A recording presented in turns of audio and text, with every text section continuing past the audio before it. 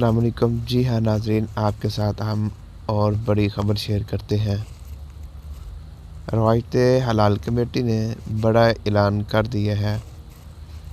ईद उल फ़ितर के हवाले से हम आपको मुकम्मल डिटेल देते हैं कि ईद कब होगी, रोज़े 29 होंगे या 30।